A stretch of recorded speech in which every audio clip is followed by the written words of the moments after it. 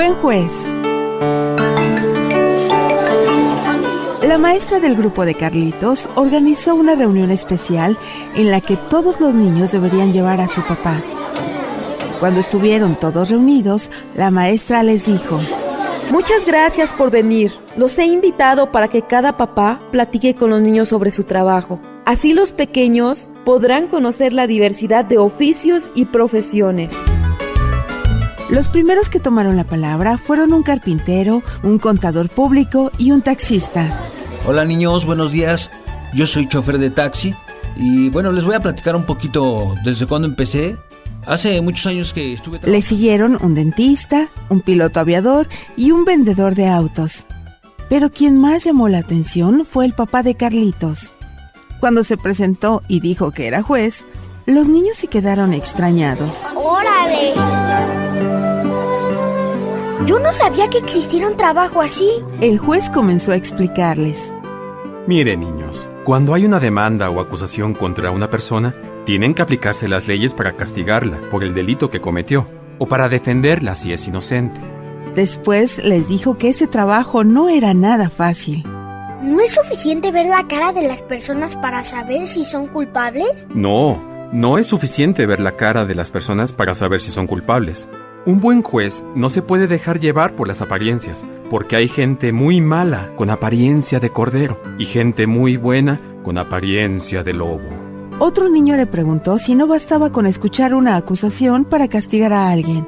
El juez le dijo: tampoco es suficiente una acusación para decir que alguien es culpable. Hay muchas acusaciones que son falsas, porque hay gente que busca dañar a los demás con mentiras. Por eso es necesario que quien acuse presente también las pruebas suficientes. Eso es muy cierto. En una ocasión un amigo me acusó de que yo le había robado su pelota y después la encontró en su casa.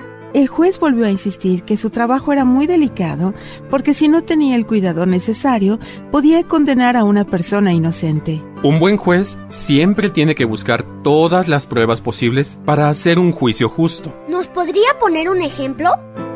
En cierta ocasión, el dueño de una panadería acusó a una mujer de haber robado varios panes.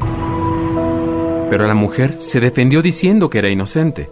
En ese momento, yo tenía dos opiniones totalmente distintas. Uno acusaba y la otra se defendía. ¡Qué problema tan difícil! Para no equivocarme, tuve que buscar pruebas. Pregunté a los testigos y a los empleados. Todos me dijeron que el dueño de la panadería era injusto y mentiroso. Me explicaron que la mujer acusada había trabajado en ese lugar y el dueño se había negado a pagarle lo que le debía durante varias semanas. La mujer le había insistido en varias ocasiones que le pagara su sueldo porque no tenía alimento para sus hijos, pero el dueño no le dio un solo centavo.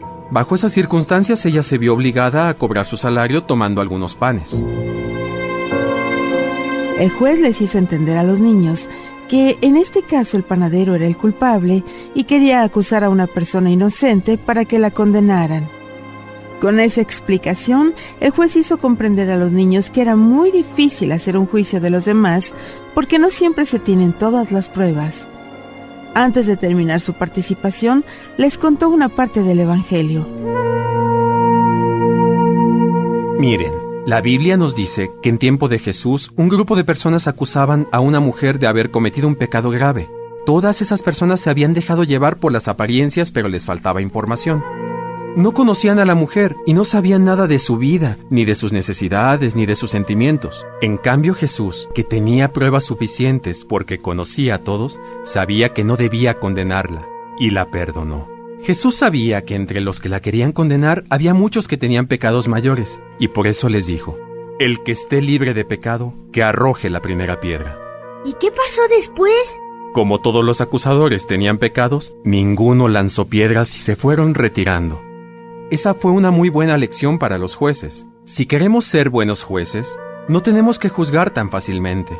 No debemos llevarnos por las apariencias. Tenemos que comprender cada situación y buscar las pruebas. Y aún en el caso de que alguien haya cometido una falta, tenemos que hacer que pague su delito, pero no podemos condenarlo como quien no tiene remedio. Por eso Cristo nos dijo: no juzguen y no serán juzgados. El juez concluyó su participación diciendo: así es, niños. Si Cristo actuó con un buen corazón, nosotros también tenemos que actuar correctamente.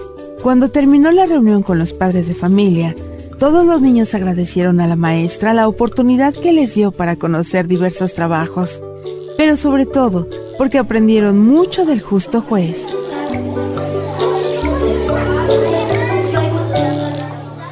En aquel tiempo, Jesús se retiró al monte de los Olivos y al amanecer se presentó de nuevo en el templo donde la multitud se le acercaba, y él, sentado entre ellos, les enseñaba.